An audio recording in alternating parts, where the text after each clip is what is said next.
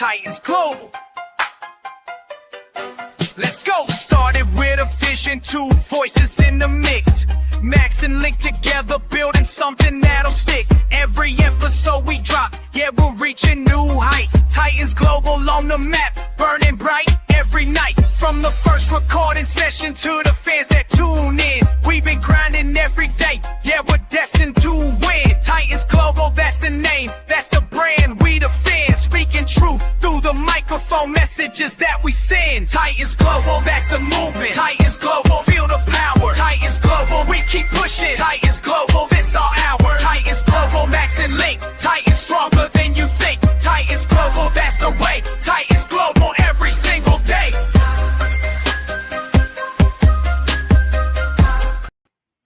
What's up, Titans fans, and welcome to another episode of Titans Global Podcast. I am your host, Maximus Titan Fan, and with me, as always, is my good buddy Link. What's up, bro?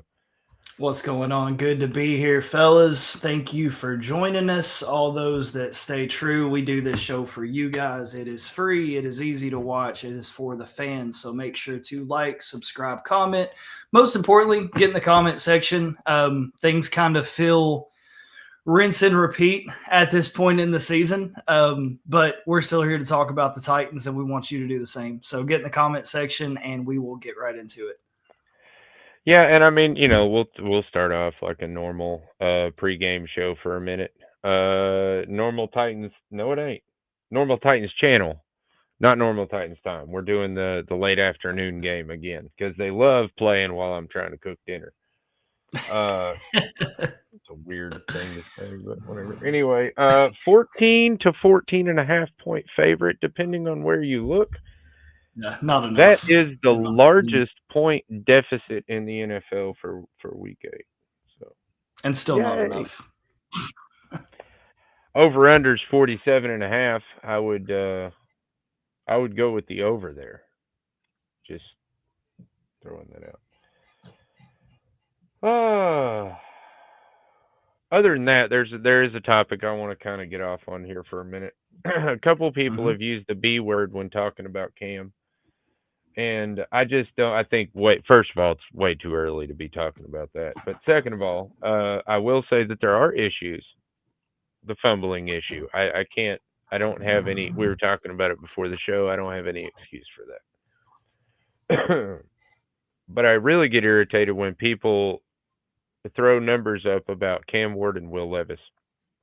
A lot of people like to throw up the first games that Will Levis played where he got, the 4 touchdowns against Atlanta, and then he had the good Miami game. And then you roll into the next season, which doesn't look that great, but his numbers are padded so much from those first few wins. Anyway, I don't feel like that's fair simply because he had Derrick Henry and Mike Vrabel as a coach. Even if and let's not forget too, like, not to just totally interrupt you, but let's not forget too, even in that first season with Levis, like, go back, we were talking about a lot of balls that probably should have been interceptions. And for whatever reason, he was just getting away with that, like where defenders would just drop the ball or he put a little too much heat on it where the defender couldn't make a play. So, but there were a lot of plays that first season halfway through where you're like, man, like, he's getting away with this stuff, but you're just a few centimeters away or just within inches of this being a totally different conversation. So it was not clean. Although we had success those first couple of games, it certainly wasn't clean. No, absolutely not. And especially the year after. All right, so I take the first Callahan season, which is 24. And that's what I put together. Although you can't say his first 8 games because Will Levis was benched in the 5th game. So we have to go, 1 through 5 and then 9 through 11. But we do come up with pretty damn similar numbers. Will Levis attempts, 203. Cam Ward attempts, 236. Completions, 136 for Will Levis, 117 for Cam Ward. Touchdowns, he actually, went way over. He was like 10 touchdowns where Cam Ward has only had 4. But interceptions, he also threw a lot more where he had 9, where Cam has 5. Each had 5 fumbles. So the numbers, I guess, are kind of similar. But the huge difference for me, not put aside the eye test, because box scores can say whatever they want. you watch a game and you see what happens. You know you can take it for what it is. But the rushing yards, Will Levis in his 8 games had 902 rushing yards. So far this year, we've only managed to muster 530. So I feel like that's a huge asset as well, especially on a young quarterback when you got that much more rushing production. Should have been a lot more wins with that, but the win loss total is actually the same, so it doesn't matter. Yeah, well, and I mean it's tough now because you try to put Cam Ward in positions where he's had success, and a lot of that goes in or built off of the play action. But it's hard to do play action when you're struggling to run the ball. I mean, you can't really set up the play action if you're not getting more than 2 or 3 yards a carry. So that just makes it that much more difficult on Cam Ward. And, no, you don't have a Derrick Henry in the backfield. But let's be honest, like a lot of the struggles on running the ball have to do with scheme and the lack of running. I mean, if you go back over these last 2 games, like I don't have the numbers in front of me, but like the carries are low. And some of that's due to the fact that it feels like they're always playing from behind. They're down multiple possessions, but like even when they're not, it's odd. It's odd the times when they try to run the ball too. Like it's almost like they come out that first drive and it's run, run, run. They don't get the first down. It's 3 and out. They punt the ball and then they just don't run the ball for the next 2 drives. So it's just the scheme, in my opinion. You're not wrong. Just hasn't been there this year. And you don't have bad running backs. Like Tony Pollard has had success this year. You were hoping that they would be able to incorporate Tajay Spears a little bit more coming back from the injury. He's certainly shown that he still has explosiveness. I just don't think they're using him in the right way.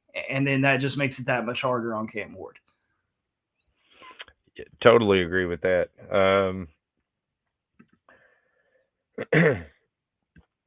Try to route this somewhat back towards talking about the Colts. This is going to be a rough one for mistake. me. No, no, it's fine. I went off on my whole Cam Ward, Will Levis tangent because I've seen it for weeks now on Twitter, and I've tried to stay out of it because when I don't agree with something, it can get pretty toxic on Twitter. Well, and I'll say this too, like it's hard to compare them, or it's not hard. I don't agree with comparing them as players, but what you can look at is like when Will Levis had his most success, it was under Mike Vrabel. That was obviously a forced marriage that I don't think either one of them were benefiting from. I don't think Mike Vrabel necessarily wanted Will Levis out there that early. But it is what it is. But his successes were mostly found under Mike Vrabel. And once Callahan came into the picture, that's when you started seeing the regression from Will Levis. Now, I'm not saying that's all on the coaching staff, but you have to contribute at least a portion of it to that. And now with Cam Ward, his time with Callahan, like you saw – it's hard to say regression because you have such a small sample size, but you definitely saw bad habits. Yes. You saw things that he was having success with in college that hasn't translated to the NFL to this point. So what I do think you can compare is the regression. And ultimately, I think that's why Callahan was fired, because he just has not shown the ability to develop young players. That's one of the reasons why I thought they'd be better suited to take a veteran instead of spending a first overall on Cam Ward, but that's beside the point because here we are. But that is the one thing I think you can compare is I just don't think Callahan ever showed the ability to teach these players good habits, to put them in the best positions to win. And again, ultimately, I think that's why we're sitting here with an interim head coach. So if anything, the silver lining to that is now I think there are 31 other teams out there who might look at Will Levis and say maybe he's not a complete lost cause because this coach failed making him a star. He struggled with Cam Ward, a young talent. So now maybe you've upped that trade value a bit on Will Levis. So, I mean, that gives me a little bit of hope going forward. Obviously, I don't think his second opportunity comes in Tennessee, barring some kind of crazy injury next year. But now I think you've at least given him an opportunity and given yourselves an opportunity to get him on another roster and maybe get something in return for that. I think, if anything, that might be one of the good things that came out of the Callahan firing. Maybe another team looks at Will Levis and says, I can fix that. So we'll see what happens. Yeah, no, that's exactly what's going on. It was all Callahan, 100%. Will Levis is a great quarterback. You should be willing to trade high draft picks for him. Absolutely. Yeah. I mean, really, sorry, last thing. No, as we you're sit right. right now, like, in your opinion, let's say Will Levis gets healthy and comes back. I mean, obviously that's not happening this year, but just hypothetical. Let's say Will Levis is healthy. What do you think you're getting out of him right now? If there was a team who's struggling, who needs a quarterback, who wants to take a shot, like, realistically, what do you think you could get for Will Levis right now if he was healthy? Fourth round draft pick. Okay.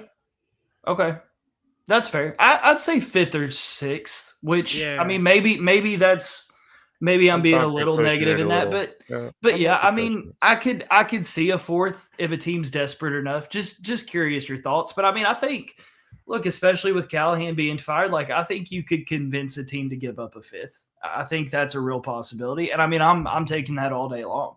I mean, he's a second round pick, but I think you could force a fifth out of somebody. I feel like if he was healthy, or if he was sitting on the sideline right now, he'd already be traded. I feel like he would have already been traded for a pick. I don't know where. I'm just saying. Fair enough. Yeah, no, I do. Where did Joe Flacco go?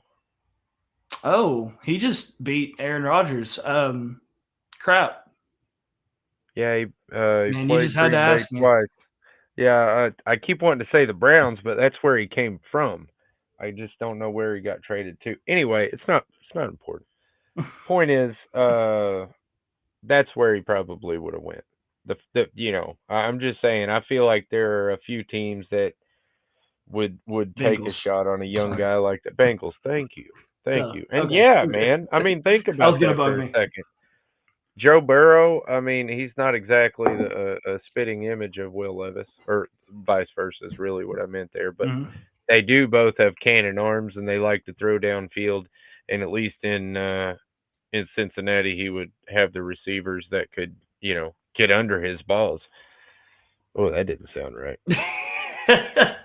But no, you're right. I mean, look, we live in a world where in the NFL, your highest rated passers are Daniel Jones, Baker Mayfield. Like, this is the year of retread quarterbacks. It just is. So, like, maybe that kind of boosts things with Will Levis. And look, I'm not going to sit here and say that, like, he can't find success somewhere. Like, he showed us flashes. You saw what he could do in his first few years. Yes, he made some stupid decisions, but a lot of people would say, given the right scheme, given the right coaching staff, like, maybe he finds success somewhere. And, like, I don't hate the guy. I hate the Mayo commercials, but I don't hate the guy. So, I mean, if he goes somewhere and has a good career and makes something out of it, like, I think he could be certainly a solid backup. But maybe he finds his way into a starting position. It's an interesting thought experiment. But yeah, I think you could get a fifth for him, and I would be totally happy with that. Yeah, I agree. I wouldn't be upset with a fifth. I'll say that. Anyway, Colts have number one offense. Number one. I don't know. That was a terrible transition, but whatever. Insane to think about. Yeah, yeah. Like you were saying, dude, wild stuff. The only thing that makes sense about the Colts being a good offense is Jonathan Taylor, the number one running back in the NFL. I don't know what I'm trying to say here. 697 yards and 10 touchdowns. That's ridiculous at week 8. So putting up serious numbers. I think he's on track for like 1,650 or 1,700 yards, something like that. It's stupid. Yeah. And yeah, we're the worst NFL. Or God bless, I cannot talk tonight. This sickness, man, it's got me all messed up. We are the worst offense in the NFL, by contrast. So Hmm. there you go.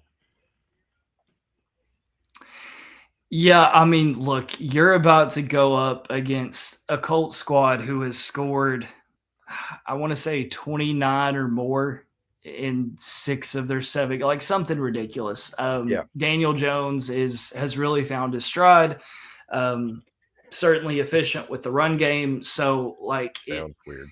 it's tough. It's tough. I mean, you played this team back week, what was it, week 3, week 4? Trying to Week 3. remember. Yep. Week 3. Okay. So you played this team back then and you were pretty healthy, all things considered, and especially on defense. And the Colts still found a way to put up 41 points. You go into this game with a very depleted defense, a lot of injuries, very bad morale. So this has the potential to get very ugly very quickly.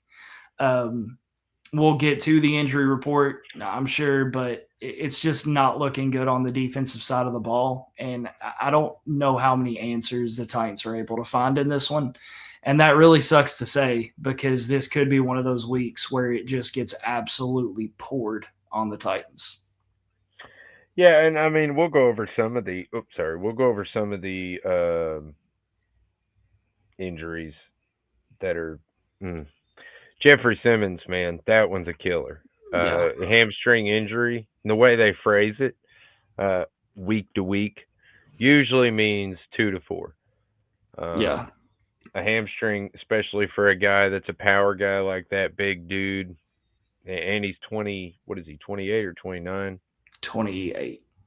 All right, yeah. So he's not a young buck anymore. He's not healing like like Not a at all. teenager anymore. So I figure 2 to 4 weeks. In my opinion, 2 absolutely for sure. So we won't see him this week. We won't see him next week.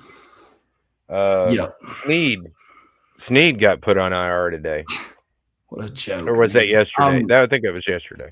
I'm so done with this. Like this Snead thing is just, I don't know. I'm pretty sure, I don't want to quote myself because I'm terrible at doing that, but I'm pretty sure I said something to the effect of Sneed is taking his last snap as a Tennessee Titan.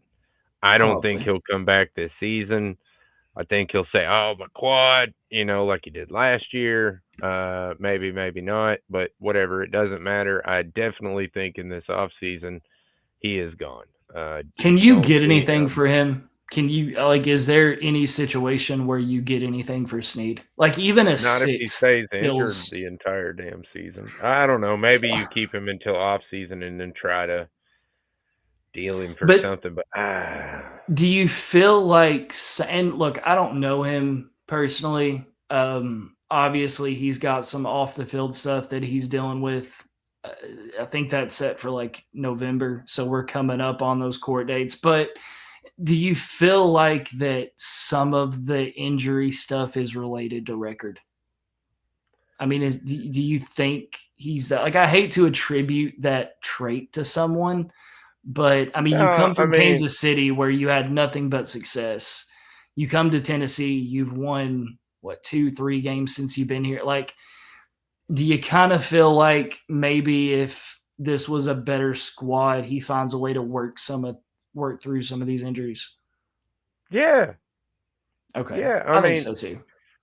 look, I put up a video of Snead just getting absolutely burnt, and a bunch of people were telling me, oh well, it was quarter defense. He was supposed to be passing him off to the safety or whatever. He's playing the underneath route, and it doesn't. I mean, he starts off. He's not even impressed. I mean, he's like 10 yards off the dude. The guy takes off, and I mean, literally just runs by Snead. He doesn't put a move on him or nothing. He just runs right by him. Yeah. And even if he is taking the underneath, I don't understand how playing 10 yards behind a receiver is good cornerback play. And I'll be honest, I think it was Quandre Diggs was the safety in question, but he looked like he was off in space too. Neither one of them looked like they knew they were supposed to cover the guy. So I don't know, man. And yeah, it's not like that is the first instance we've seen that. We've seen that over and over and over and over and over. And he Well, doesn't have the best attitude in the locker room. I don't know. I right. just don't. Never Well, and really liked the guy. we've seen, like, the thing about it is, like, even at Kansas City, he's given up plays. He's gotten beat before. He's given up big plays. But the flip side to that was he makes as many of those plays as he gives up. Like, he finds a way to be a ball hawk. He was always around the ball. He found ways to get interceptions. So coming to the Titans, like, you knew you were going to get some of those busted coverages, but you also expected for him to be able to force turnovers in return and kind of make up for that.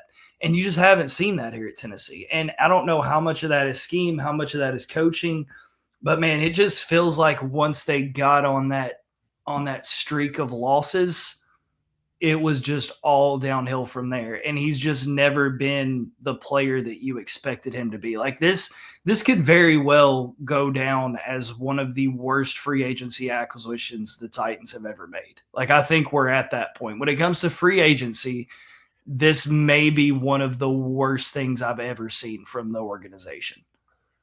Yeah, it's pretty awful.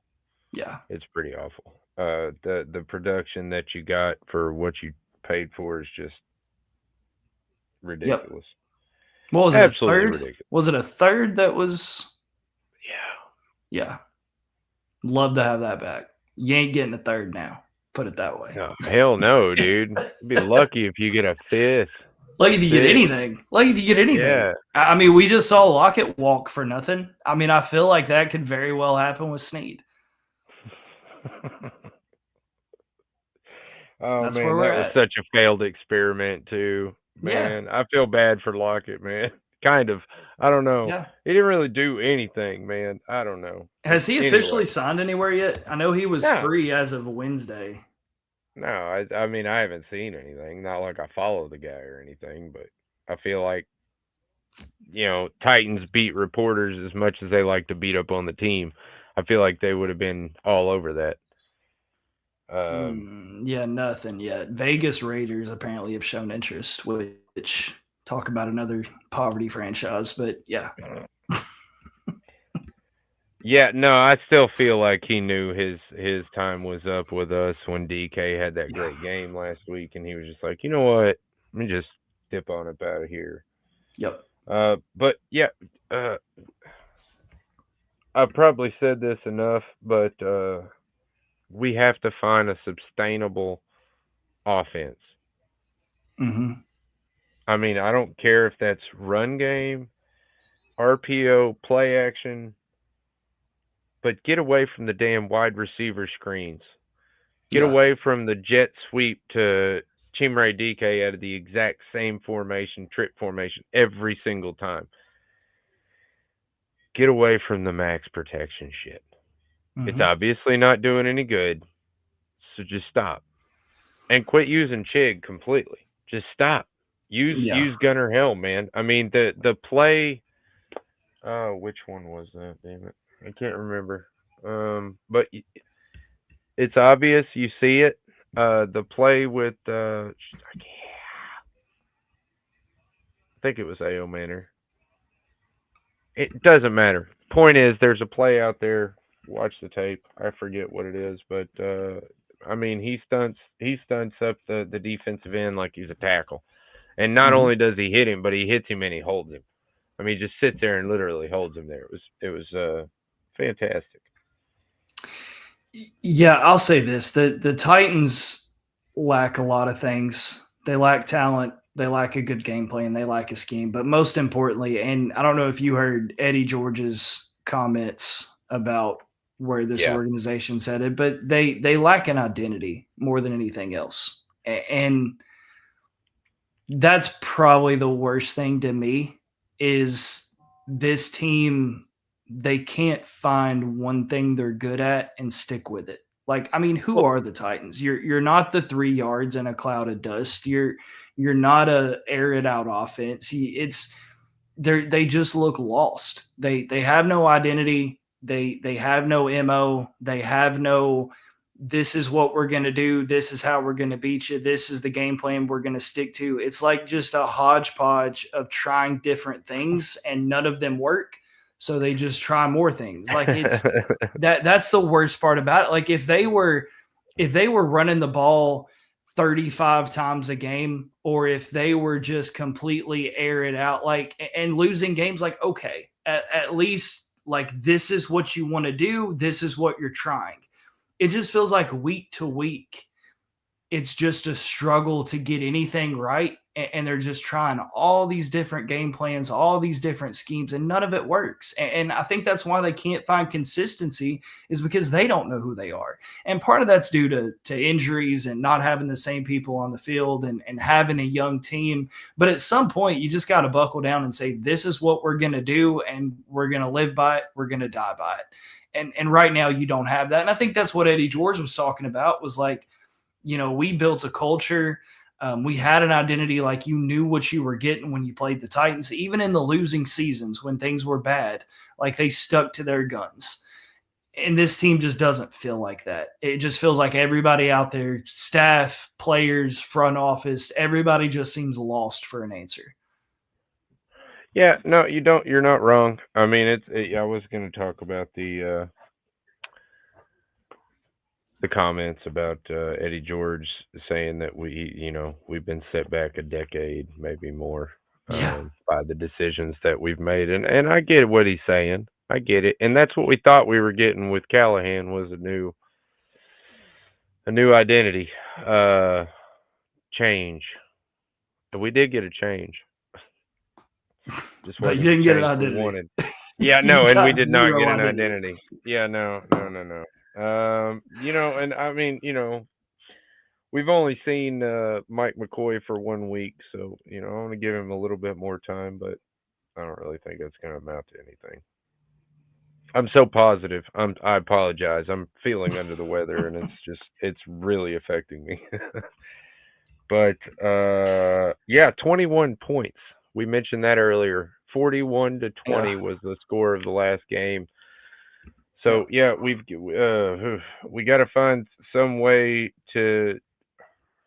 I said it last time we played them. We have to find a way to generate pressure, and it's not something we've been able to find lately. Arden Key looks like he's coming back to steal some more worthless snaps. Hate to be all down on that, but I am not a fan of Arden Key, and I feel like Draymond Jones and Jihad Ward are playing better and should get more snaps. Yeah, I mean, at this point, why not? Like, you know what you got in Arden Key. I think he's another piece that could at least be shopped. Again, I don't know how much you're getting for a guy like Arden Key, but I would rather see Draymond Jones, Jihad Ward. Like, I would rather see them get the majority of the snaps, because I know what Arden Key is to this point. You know what I'm saying? So, like, if you're not going to get pressure, I'd rather you not get pressure with younger guys, and at least try to develop them, train them up. So, yeah, but, I mean, you mentioned it. I know you brushed on that injury report, but kind of a crazy Wednesday. I was trying to pull. So Arden Key listed as questionable with the quad. Calvin Ridley, don't expect him to go, not there Wednesday or Thursday. Kind of feels like he's on the way out the door. L'Jarius Sneed, we mentioned, was on IR. Xavier Woods, questionable. Bryce Oliver, questionable. James Lynch, Sebastian Joseph Day, Jeffrey Simmons. Like, that's tough. That's tough. Just you're taking an already depleted roster with not a lot of depth, and now you've got this many injuries. I don't know, but I'm with you on the Arden Key situation. I think him, Calvin Ridley, I think those are the two right now that feel like they're probably mostly out the door. Would you agree with that when it comes to the fire sale that is about to be the Tennessee Titans? Oh yeah, absolutely. Okay. Yeah, I don't see any reason in keeping Calvin. The only thing that makes Calvin Ridley so hard to move is A, he's hurt, but B, his contract. He Crazy has a contract. massive ass contract. We're gonna probably end up taking the heat of some of that contract just to move him. Yeah. So I don't know. I'm not really happy about that one. But yeah, you mentioned it. Blake Hance is still injured from Yeah. like week 3 or whatever. So don't know why he didn't go on IR. Could have got us another roster spot. Bad management. Bryce Oliver's still injured. Could have Yep. gone on IR. Another mismanagement. This seems to Yep. be a theme this year of It's people crazy, that isn't it? should have been on IR so that we could take advantage of that extra roster spot. You know, that's why they made it to where you could pull people from IR only 4 weeks and you had no limit to how many players you could put on IR. Has this been the weirdest season of roster management you can Man, it's been the remember? weirdest season of a lot of things. I'll be honest with you, dude. It's really up until a few weeks ago, it was really hard to keep watching these games and even Yeah. trying to analyze anything out of it other than just a steaming pile. I mean, Yeah. that's really. I mean, you know, beat around the bush. I try to accentuate individual effort, but as far as the team goes, yeah, we've looked like a steaming pile of crap all year. Yeah. We can't But put together any kind of offense or defense. Yeah, it's just sad.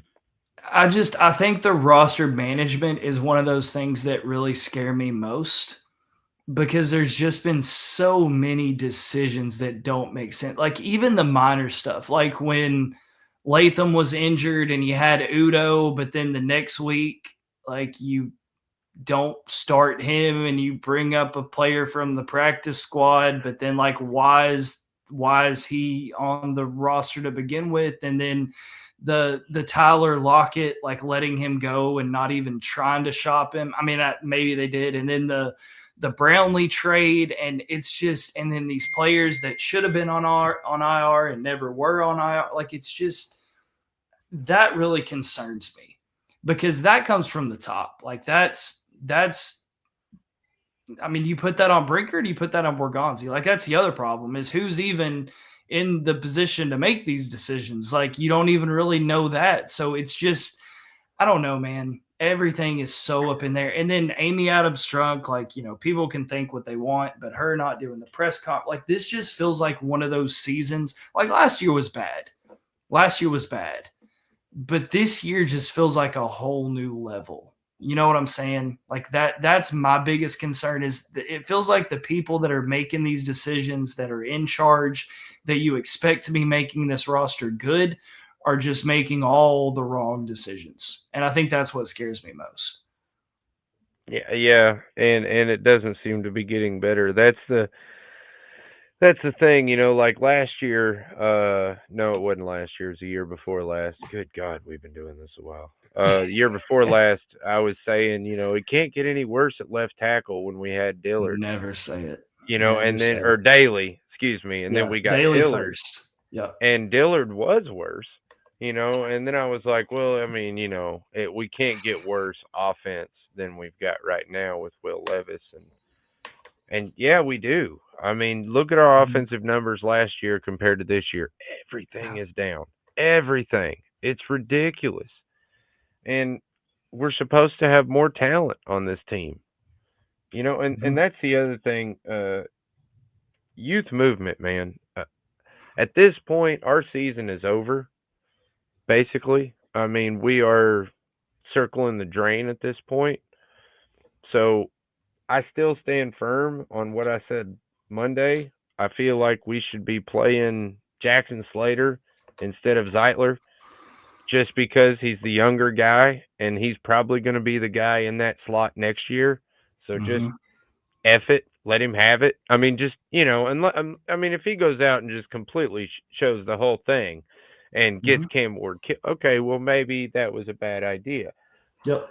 But I'd at least try it at this point because what the You don't hell? have a lot to lose. Yep. Exactly. It's just like we were talking about with Xavier Estrepo. Yep. Do I was think about the to get dude's there. going to make that huge, difference? Maybe not. But why not try it at this point? Exactly. What Yep. do we have to lose? And we need to know about these young guys so that we can either forget about it and move on, or accept them and try to develop them further in what they do. Man, I don't know. I saw another thing. I don't know why my brain keeps going to negative shit, but I was reading the other day that Oli was driving around on a scooter. I still don't know what the injury is. Have you heard anything about that? Listed as a fractured leg. So, my God. yeah. All right. I mean, yeah, I don't okay. know this. I don't know the severity of that.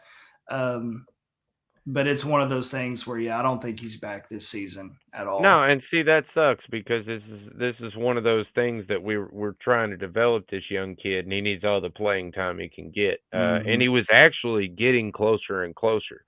I mean, he was putting pressure on from week 3, but I mean, he caused a fumble, I think, in week 5. He had 3 pressures in his last game, which was his best as far as the 3 pressures and 1 sack. But anyway, back to some positive stuff. Well, I want to hit one more before we go there. Yeah. This is another big disappointment to me this season, Kevin Winston. I don't think that one's getting talked enough about, but another guy that young, you expected him to come in and make an early impact, and it just hasn't felt like. I don't think I'm ready to call this a bad draft class yet, but there are definitely some questionable ones out there that are on my radar. You know what I'm saying? That's where I'm struggling with right now. Well, I'll be honest with you. I really feel like they mismanaged him as well. Playing him in the preseason, those last 2 preseason games so much, and then he, was on the injury report for 5-6 weeks. Again, another guy that should have been on IR. But they've eased him back into the game this time, gave him good time to heal. So I'm excited for that. I think he played 12 defensive snaps last week. Yeah. But to you, does this draft class start to feel like a lot of what's the right word for this? Does it feel like a lot of high risk, high reward? Lot of taking shots on dude and sees what happened. Taking Femi where they took him, taking an injured guy in Winston. It just feels like you had talent there, but it felt like a long shot on a lot of these dudes. I hate to do this, but it really, if you remember the first draft that Ran Carthon drafted, a lot of people said he wasn't drafting for that year. He was drafting for the next year. Was that the Jeffrey Simmons draft? Because remember, Simmons was coming off. Okay. Yeah, no, Simmons came in through, what's the guy's name for it? Rob. J-Rob. Yeah. I knew that. I thought that's what we were talking about. I'm sorry. I had brain farts. I thought you were comparing this to John Robinson's first draft. Okay. No. I was comparing it to Ran Carthon's, but I really do feel like that's what Borgonzi was, or whatever they're trying to do, is they were looking long term, not short term, but long term game. And I don't know. I still think Femi was a reach at number 2 in the second round. I really feel like we should have. But if you look at the other edges that, he was outperforming most of them that were taken before him. The only real good one so far this year that has proven has been Abdul Carter. Hey, he's had his struggles. But, I mean, that's. Did you see they did a whole redraft? And it was Jackson Dart, number 1 overall. I think Abdul Carter had dropped to number 9. But I mean, you can play that. I will say this. But even Cam Ward felt like kind of a risk it move. Not trading back, taking him 1 overall. He had his turnover issues. Like even he felt, I don't want to say a long shot, but it was definitely a risky pick. Like it's kind of I'll a say this: there was a lot of people asking the question to me personally and online. If Cam Ward, like y'all trade down, Cam Ward and Shadur Sanders is off the board, what's the first quarterback you want? I'm not going to be shy about it and say I wasn't saying Jackson Dart. And then a lot of people were, oh, no, man, that's terrible. Why would you? Now, I did say also that I think, before any games were played this year, that Nussmeier was going to end up being the best quarterback this year. So I'm hit or miss. I'm not saying that I'm just like the guy that knows but no, I did, think that his efficiency was something that was noteworthy, and the kind of the game that he plays does kind of mirror, it's almost a pro offense That's style what that I he's was kind of playing saying. down there. Like he felt like he was more pro ready just from a Yeah. skill standpoint. Like Cam Ward felt kind of like he makes stuff happen, but is that going to translate to the NFL? And that's still yet to be seen. Like again, I think it's too early to say one way or another. But that's kind of where I was going with that. It just seems like this year's draft was a lot of risk it type players, whether it's coming off injury like Femi, not even really playing the edge position, Cam Ward. So I don't know. We'll see how it works out. But yeah, that I just thought that was kind of interesting to bring up. Yeah, to Kind be of a honest, weird let's draft. be real about it. The only solid picks that we felt really good about was Gunnar Helm, Yeah. Chimere DK, and Io Manor. And And so those have paid far, off for the most I was part. gonna say, so Yeah. far those are our most productive players of the Mm-hmm. draft. Besides Cam Ward, but so anyway, what I was saying, positive stuff. Horrible transitions tonight. I'll work on that. Cedric Gray, 70 tackles, first 7 weeks. That is an amazing stat. I think he's had three weeks in a row with double digits. I think, God bless, I was reading this before I came on tonight, but I think you have to go all the way back to 2011 before another Titan did that. I don't remember who it was. Probably should know that. It's probably Wesley Woodyard if I had to guess, because he was a tackle machine while he played for us. That seems about the right time for him. I don't know. That might be a little late.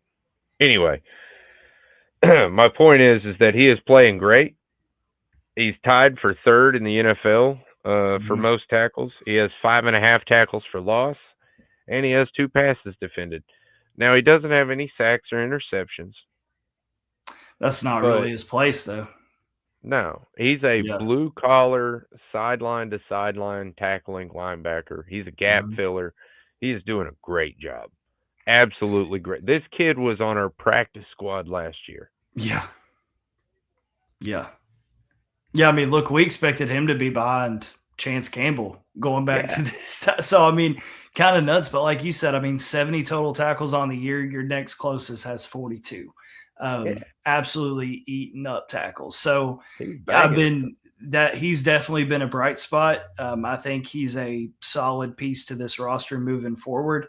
And then on the flip side of that, like, I think you're going to I was more worried about finding help for Barton come next year. Now I'm more worried about finding help for Cedric Gray come next year. Like that script has completely flipped for me. I think he's kind of your number one linebacker. And now you're looking at maybe trying to replace Barton come next year. Yeah, I'll be honest. If you didn't pay Barton so much, I feel like James Williams would be starting next to Cedric Gray. Because again, I think I'm just being real. If I was the guy in control of all this stuff, this is the kind of moves I would be making. Because I want to see what I got in my guys, And if Cody Barton ain't it, well, then move on from Cody Barton. That's just the way you have to be in the NFL. It just is. And we got to stop giving these, like you said, risky players. They have a high risk, high reward. Where you get more of a Jackson Dart kind of player where he doesn't have such a high ceiling, but his floor is right here. Exactly. You know what I mean? So you've got right instead of this huge gap. all this range the player could be. But anyway, I will say I do feel like this could be a trap game for the Colts because we're terrible and we've been terrible. They already beat the crap out of us. But I do feel like last week we came out of the locker room with just a little bit extra fire until they put it out really quickly and then just accelerated the rest of the game. And this is what I expect to happen this week. But I'm not going to say that in the NFL there isn't those games where you look at the record and the box score and everything and you're like, how the hell did that happen? Very well could be one of those games because the Titans don't really have anything to lose, and why not? I've got some thoughts on these predictions and score predictions and bold predictions. You want to plug a sponsor before we get right into the? Oh yeah, I should the do guessing that. it. Let's hit that, and then I got some. I definitely got some thoughts on this game coming up. We'll spend the rest of the time there. All right. What's up, Titans fans? Maximus Titan fan here. Are you in need of professional excavation services? Look no further. Red Zone Builders has the expertise, experience, and equipment to handle all or any excavation project, big or small.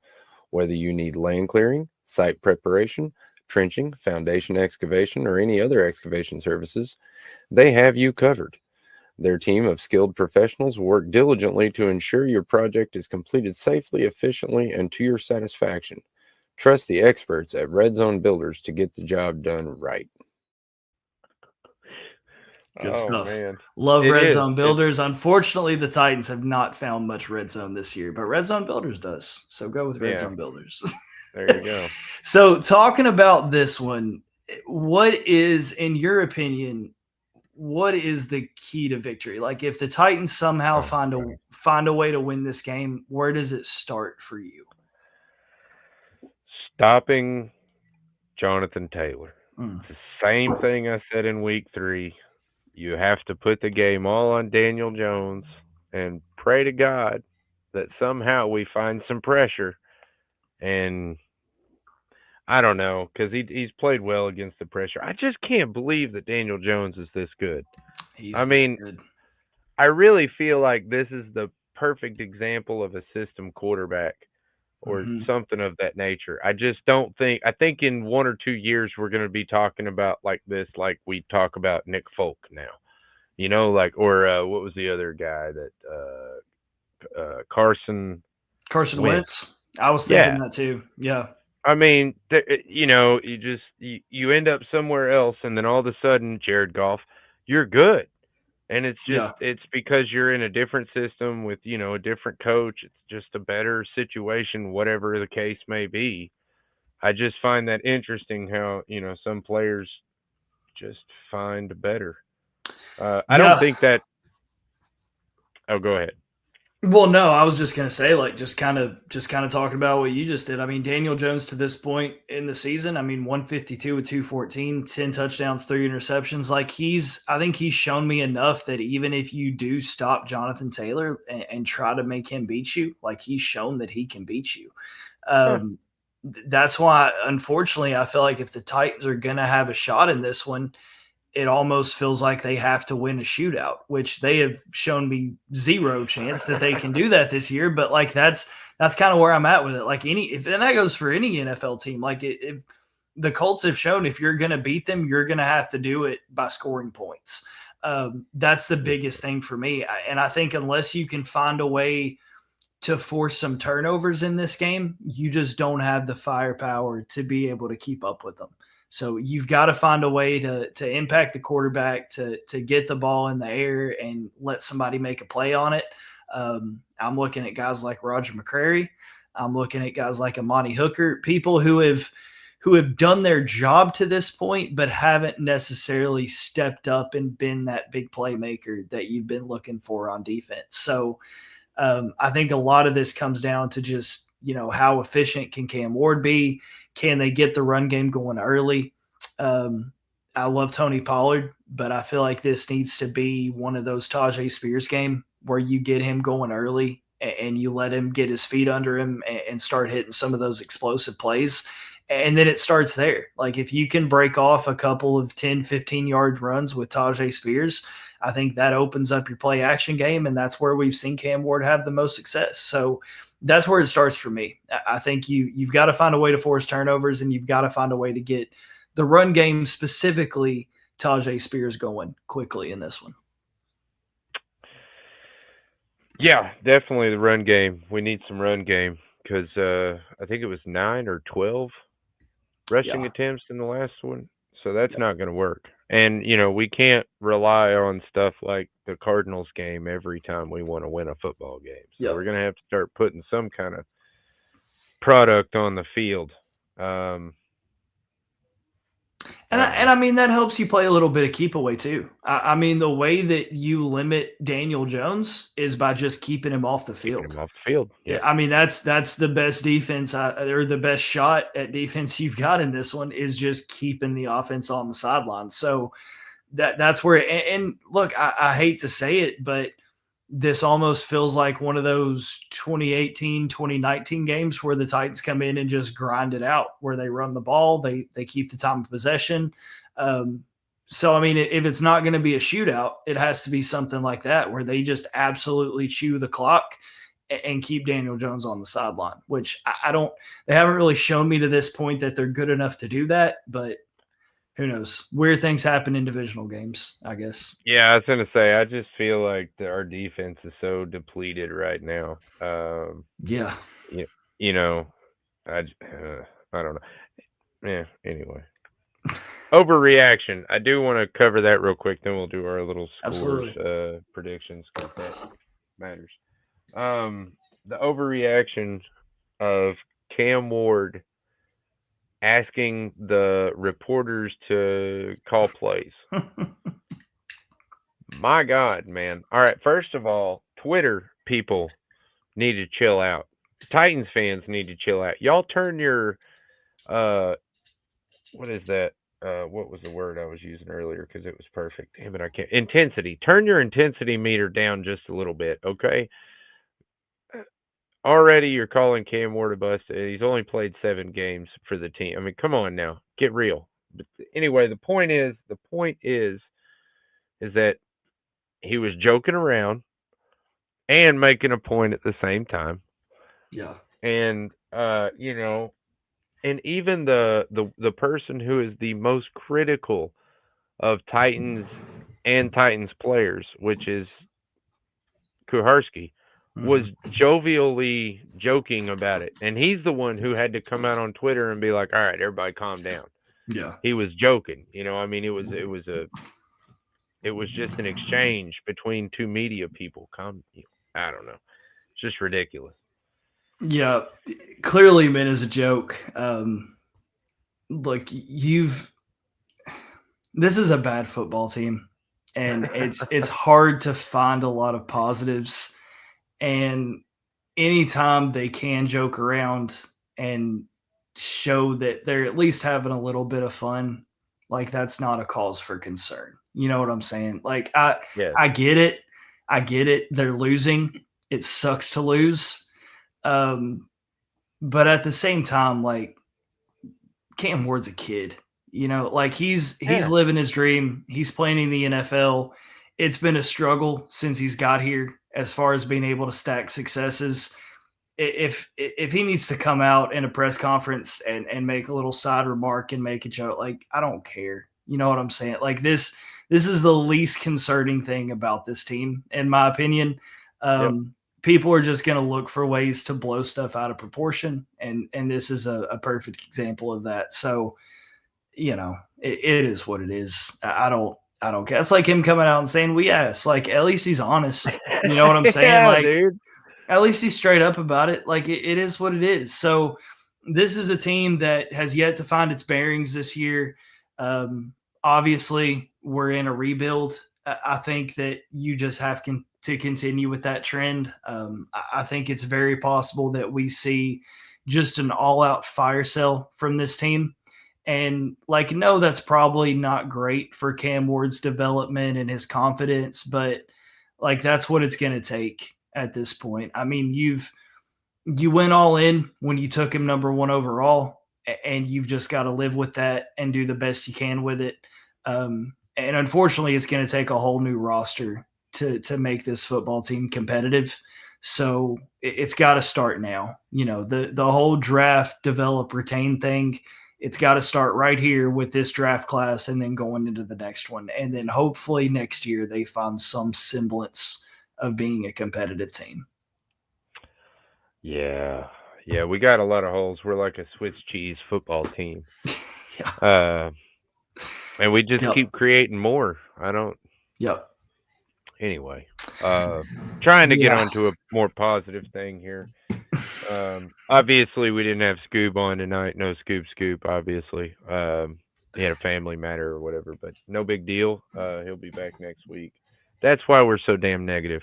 I need my Scoob. Plus, I'll be honest with you guys. I've really been under the weather, and it really is affecting me. I have cloud brain right now. I can't really think of anything. A lot of people were making fun of me today at work because I could not think of. I was making really stupid comments, and then guys be looking at me like, "Man, did you smoke your lunch or something?" And I'm like, "No, man, what are you talking about? It don't feel good." But anyway. Yeah, but I mean, I hate this though because you're under the weather. Scoop's not here. It's down vibes, but that's this whole thing feels rinse and repeat. Like it feels like we're talking about the same things every week because there's just no changes. And I hope that that's something that Mike McCoy can come in and try to adjust a little bit. But man, this season as a whole has just felt like such a waste. And it's not. I know it's not because you're still trying to develop a young quarterback. You've got a lot of young talent you can be excited about moving forward. But I'm with you, man. This is one of the hardest seasons it feels like we've had to endure as Titans fans in a long time. But we keep pushing on. That's right, man. All you can do. It's all you can do. Just smile and nod your way through it. Exactly. That's I've been doing this for like 3.5 years, something like that. Just Yep. Here we go. Oh, lovely. Score predictions. Yeah. You want to go first? Okay, I'll go first. 35-24. I think we actually do get some offensive production. I think this is probably one of Cam's better games of the year. I don't know why. I do think he's going to have to deal with some mad pressure though. The Colts defensive line of nobodies is somehow causing crazy defensive pressure. I don't know what these Colts are playing on, but it's wild. Know, man. 35-24. That's respectable. I'll take that. Unfortunately for me, it kind of feels like one of those games where the Colts could put up 60 if they wanted to. But I'm going to refrain from going that route. I do think there's still just a little too much as far as firepower from the Colts for the Titans to be able to deal with. I don't feel like 14.5 is enough in this one. It's a huge spread, but I don't feel like it's enough. So we're going to say, man, I like the Colts 42-17. I think it's rough. I mean, look, the first game was 41-20. So I don't think we're far from that. Even going back to that game, let's be honest, I think the Titans as a whole with injuries were a better team than what you are right now. So, and that was a home game for the Titans. So I don't know. This one feels like it could get away from them pretty quickly, but division games are weird. I think there's definitely a path to success, a path to victory. It's just a very, very, very, very narrow path. So if you can find a way to force some turnovers, if you can keep the offense off the field, maybe Cam Ward does have his breakout game this week, but it's a lot of what ifs. And I think the most likely scenario is the Colts kind of rubbing their face in the dirt a little bit. So yeah, unfortunately that's my score prediction. Yeah. And I'll get the normal, bi-yearly text from the cousins. that live in always fun. Indianapolis. Yeah, That's always fun, isn't it? Yeah. Yeah, yeah. I was born in Indianapolis, by the way. That's weird. There you go. Yeah. My mom was born in Indianapolis. My dad was born in Indianapolis. Yeah. But yeah, we ended up being some country bumpkins because, to hell with Indianapolis. You ever been in Indianapolis? It's terrible. I've been once. I have no desire to go back. Awful, man. My aunt Yeah. still lives in the exact same place she lives. She lives on Keystone Drive, which is like not the good part of town. We have been trying to get her to move out of that place for a long time, and she's like, "Why? I'm just gonna die here." Well, yeah, it's gonna be a lot faster. You keep living there. But anyway, yeah, that was weird. That's it. That's really all I got. Thanks for hanging out with us. I'm sorry, Cloud Brain. I'm having a really hard time doing transitions and making this seem kind of smooth. This has been a really rocky show for me, and I appreciate if you've stuck with me the whole time. You're troopers and soldiers. We thank you. Yeah, stick with us. There are brighter days ahead. I promise. Absolutely. For all the fans that show up to the game and cheer for the Titans and support them and watch our show, this team doesn't deserve you. You're an angel. You're too good for them. But we appreciate what you do. So there are brighter days ahead. I promise. They can't be this bad forever. They can't. So thank you for sticking with us this long. And I can't wait to talk to y'all next time. Absolutely. And as always, until next time, tighten up. Peace out.